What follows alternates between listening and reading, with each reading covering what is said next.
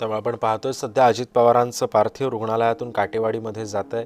काटेवाडीमध्ये त्यांच्या पत्नी सुनेत्रा पवारही आहेत. तिथे अंत्यदर्शनासाठी अजित पवारांचं पार्थिव हे ठेवलं जाईल आणि त्यानंतर 9 वाजता अजित पवारांचं पार्थिव हे विद्याप्रतिष्ठानच्या दिशेने जाईल.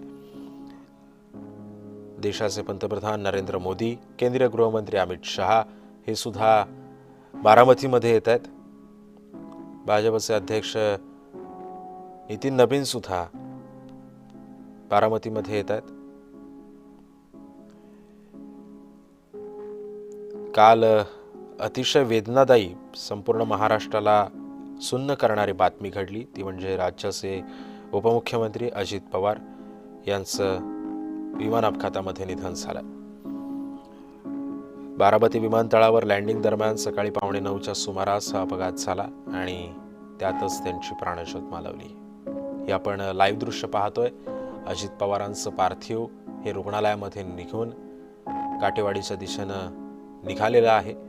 तिथे अंत्यदर्शनासाठी काही काळ ठेवण्यात येईल. त्यानंतर ते पार्थिव विद्याप्रतिष्ठानकडे नेण्यात येईल. तिथेच त्यांच्यावरती अंत्यसंस्कार केले जाणार आहेत.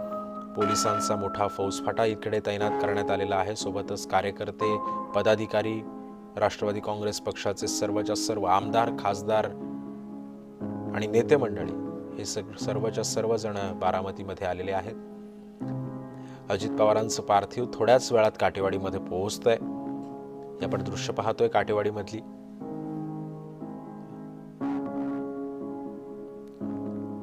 बारामतीच्या आजूबाजूची आसपासची जी गावं आहेत, या गावांमधून सर्वच्या सर्व नागरिक अजितदादांना मानणारा हा वर्ग, मग त्यामध्ये अजित पवारांच्या हयातीमध्ये अनेकांनी त्यांच्यावरती टीका केलेली असेल, ती सुद्धा लोक ज्यांना अजित पवार गेल्याची बातमी समजते आणि त्यानंतर सर्वच्या सर्वजण